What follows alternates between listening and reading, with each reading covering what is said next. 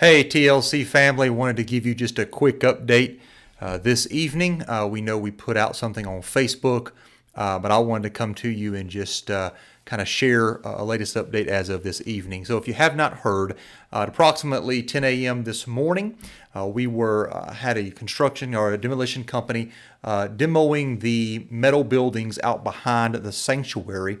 While that was occurring, all the buildings were just about collapsed, and we saw smoke coming from the sanctuary building.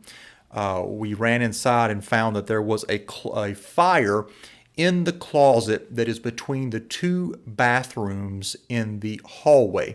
This closet contains a gas hot water heater and a gas furnace. We were able to put out the fire with a fire extinguisher. The Joshua Fire Department arrived on scene. They checked the building, investigated other things, cleared the building for us to return back into it. The smoke damage and the fire extinguisher discharge was spread throughout the building, including to the nursery, to True Brew coffee shop, to the office spaces, to the CR space upstairs, to the basement downstairs, the prayer room. So there was extensive smoke damage and, again, the discharge from the fire extinguisher. We contacted ServPro. They arrived around 1 p.m. today, and they began the cleanup and restoration process. We contacted our insurance company and filed a claim with them. So what we know as of tonight, Friday night, about 9:15 p.m., the estimated cleanup process will be about 2 weeks. Investigations continue on behalf of the electrical company and then the insurance company to the extent of the damages. Because it was a cut wire or a shorted wire that was attached in the metal buildings, unbeknownst to anybody. There could be electrical damage to equipment. We don't know that yet. We pray that's not the case. I do want to make you aware that True Life, we did use an electrical company to disconnect the power from those buildings last week. That was then inspected by the Joshua Fire Marshal, by the City of Joshua, and a proper permit for demolition was received from the city. We then contracted through a large but locally owned demolition company to do the demolition of the building. So we feel like we did our proper due diligence in ensuring everything, all the proper steps that were supposed to be taken before the process happened. And so we do have, again, a few investigations going on. The damage assessment will continue through next week from electrical. We know that we'll be needing to replace a water heater. We'll need to replace the furnace. We'll have extensive cleanup. And then, of course, like some sheetrock and lumber and things right there in that closet. So there will be some repairs that need to be done. So this coming Sunday, we will hold our services online, somewhat like we did during COVID.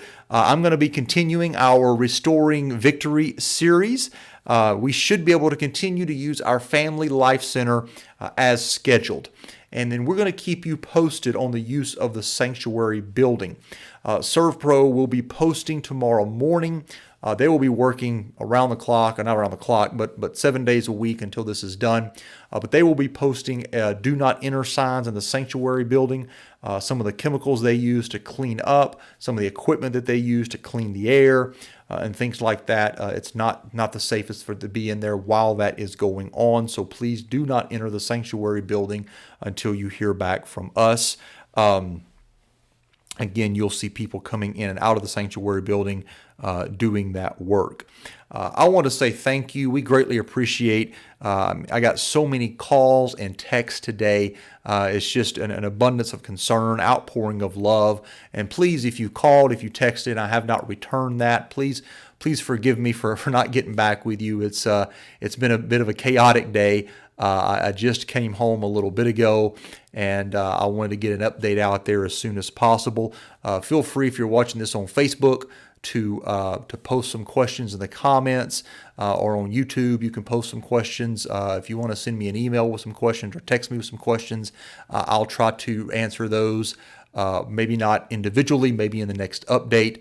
As you can imagine, we'll be on property doing a lot of work until we get back to a place where we can continue as usual. So I also want to say that it's times like this that I look back and we say that there could have been a lot worse. Could have been loss of life. Thankfully, there was not. Could have had a lot more extensive damage to the property, but we thank the Lord that did not happen. And because of your faithful support of True Life Church, we're able to have good insurance in place. We're able to not stress over the deductible. We're able just to get the right people there, the professionals on the job, getting everything done so that we can continue church here just a couple of weeks as usual. And that's what we're believing will happen. So we appreciate all your offers for help. We appreciate your prayers as we navigate through the restoration process, and know that we're going to keep you updated either via video like this, or just some text, maybe some notes out on Facebook or email. So we're going to keep the True Life family as updated as possible. But feel free with any questions you have to let us know, and we'll answer those as quickly as we can. So again, thanks for everyone for reaching out, and we appreciate the prayers and support. And we'll keep you updated real soon. Thanks again. God bless.